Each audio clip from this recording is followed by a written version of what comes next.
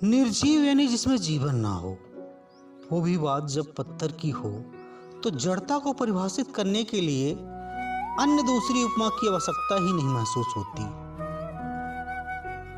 लेकिन प्रेम जब किसी के उस गुण से हो जाए जो उसका मूल हो, जो बदला ना जा सके, तब वह प्रेम निश्चय ही अमृत को प्राप्त होता है।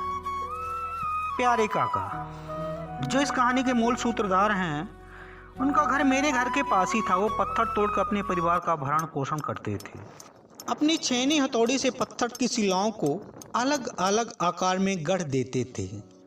एक दिन नगर के सेठ मोतीलाल जंगल में बसे गांव की तरफ किसी काम से जा रहे थे। रास्ते में सड़क के किनारे वो प्यारे काका को पत्थर तोड़ते देखकर अपनी गाड़ी रोकी और प्यारे काका के पास जाकर के उनका हाल चाल पूछा। और फिर कुछ पल बातें करने के बाद सेठ जी बोले, काका, बरसों से तुम यही काम कर रहे हो। तुम्हारे सब साथी देखो काम बदल कर दूसरा काम करने लगे और अच्छा पैसा भी कमा रहे हैं। तब काका बोले, सेठ जी, अपना अपना गुण है, अपना अपना नसीब है। आपको ये काम कठिन लगता है और मुझे सबसे सरल काम यही लगता है। अपने काम में लगे लगे प्यारे काका बातें किए जा रहे थे। सेठ जी बैठे बैठे यह अनुभव किया कि प्यारे काका जहां से चाहते वहां से पत्थर को कम चोट में तोड़ देते।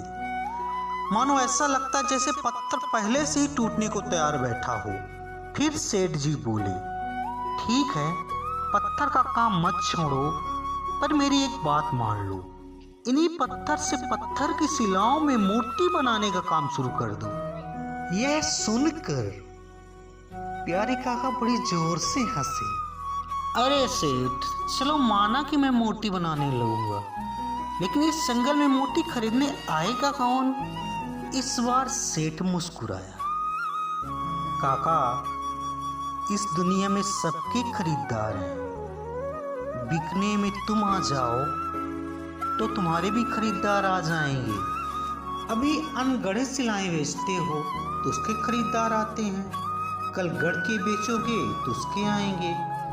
चलो प्यारे काका, तुम जो भी पहली मूर्ति तराशोगे वो जैसे भी होगी उसे मैं खरीद लूंगा। कुछ पल सोचने के बाद प्यारे काका तैयार हो गए। उन्हें क्या पता था कि अब वो निर्जीव में जीवंत प्रेम को रचने के काम में सहमति दी है। दूसरे दिन जब प्यारे काका अपनी पत्थर की खदान पर पहुंचे तो पूर्ण मूर्तिकार बनकर आए। एक शिला में अपनी छेनी हथौड़ी से मूर्ति तराशने का काम शुरू किया। दिन भर उसी में लगे रहे। अचानक वो शिला धड़क गई, यानी अनचाहे जगह से टूट गई। प्यारे काका बहुत दुखी हुए और मन ही मन सेठ मोतीलाल पर गुस्सा भी हुए। सारे दिन की मेहनत बेकार चली गई। कहां से मैं उस सेठ की बातों में आ गया। शाम को प्यारे काका सेठ के घर जा करके सब हाल सुनाया। सेठ जी बोले, कोई बात नहीं काका, मैंने तुमसे कहा था ना कि जो भी तुम पहली मूर्ति तराशोगे मैं उसे खरीद लूंगा, इसलिए ये आज की टूटी हुई मूर्ति भी हमारी हुई। तुम व्यर्थ में परेशान हो, लो उसकी कीमत लो। सेठ काका को उनकी मजदूरी से कुछ ज्यादा पैसे देकर बोला, तुम कल भी दूसरी शिला पर मूर्ति बनाना, उसे भी मैं खरीद लूंगा। प्यारे काका सोचे कि ये तो मुनाफे का काम है। सेठ बोला है कि कल भी खरीद लूंगा। अगले दिन प्यारे काका फिर दूसरी शिला की तलाश करके उसमें आकृति को तराशने लगे। शाम होते काका काम को बंद करके घर आ गए। ठीक ही कहा जाता है कि मनुष्य अपने विश्वास से निर्मित होता है। जैसे जैसे विश्वास बढ़ता जाता है, निर्माण में निखार बढ़ता जाता है। आज काका पत्थरकार से मूर्तिकार बन गए थे। इस तरह करते करते 4-5 दिन बीत गए। शिला अब अर्ध मूर्ति में तब्दील हो गई थी। प्यारे काका का मन पूर्णतः मूर्ति को तराशने में लगा था। अपनी सारी काल्पनिक सुंदरता को छेनी हथौड़ी से शिला में अंकित किए जा रहे थे। जैसे एक माँ गर्भधारण करते ही नित्य वात्सल रस में डूबने लगती है, ठीक उसी तरह प्यारे काका नित्य दिन मूर्ति के प्रेम में डूबते जा रहे थे। सेठ मोतीलाल प्यारे काका की लगन को देखकर बड़ा खुश था।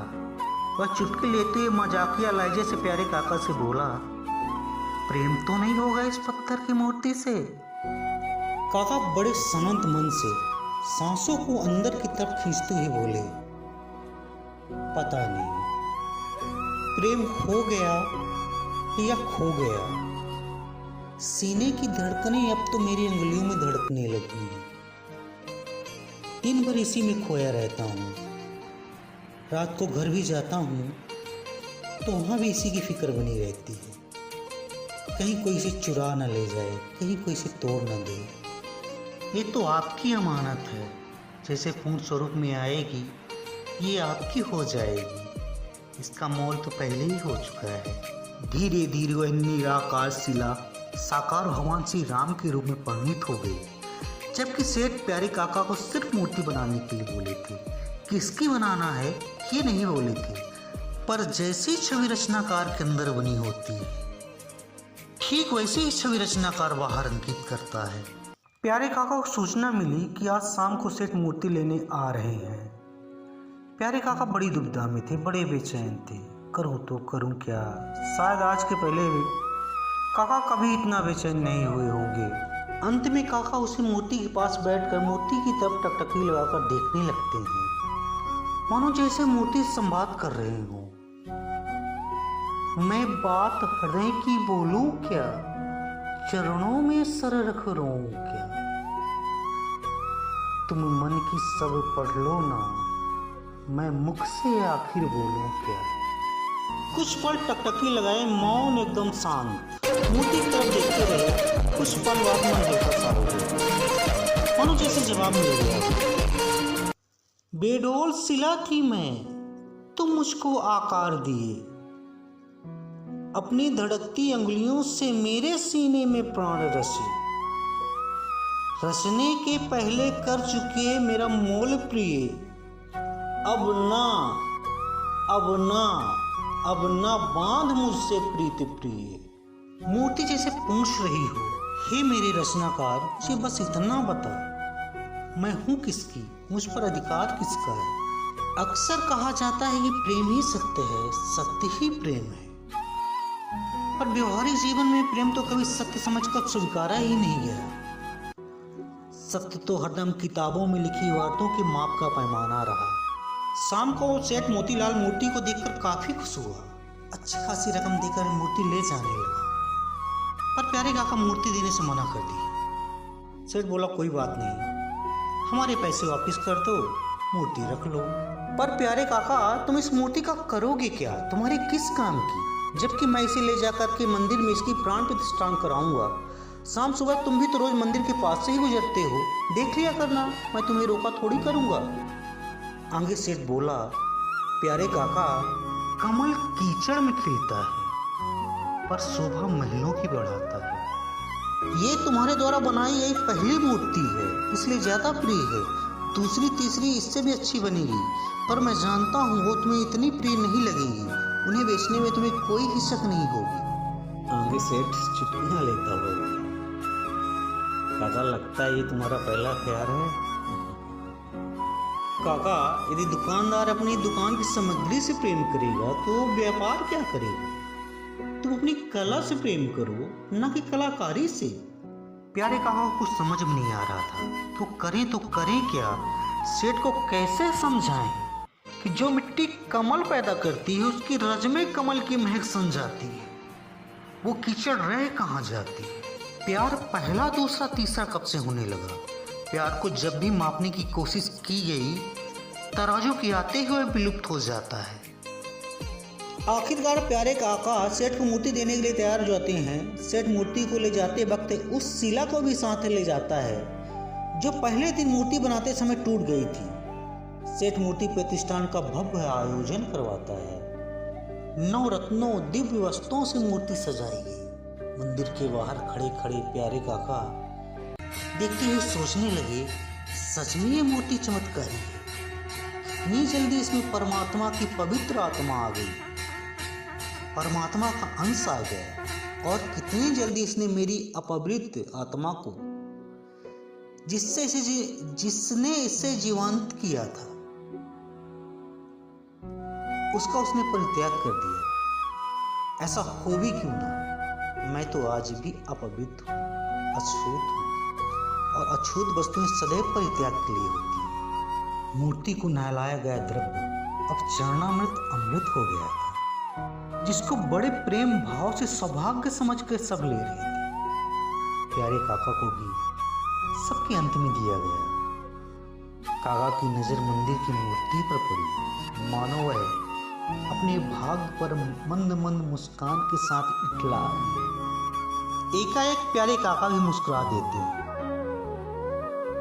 छाले आ गए थे हथेलियों में, जिसकी सूरत को मूरत में उतारने, वही इठला रहे आज मुझे बेहाल देख।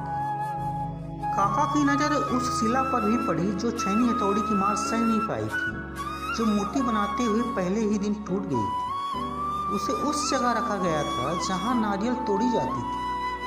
जो भी प्रसाद चढ़ाने आता, सबसे पहले नारियल उसी शिला पर जोर से पटकता, चोट करता। काका फिर से सोच में डूब गए। काश तुम भी छैनी हथौड़ी की मार सह पाई होती, तो आज ये बार बार की चोट तुम्हें ना सहनी पड़ती। आज तुम भी किसी मंदिर में पूजी जा रही होती। धन्यवाद दोस्तों। मेरी कहानी आपको कैसी लगी, कमेंट बॉक्स पर कमेंट करके ज़रूर बताएं, और मेरे चैनल को प्लीज़ ज़रूर से ज़रूर सब्सक्राइब करें। जय हो मुरली वाले की, जय हो वंश।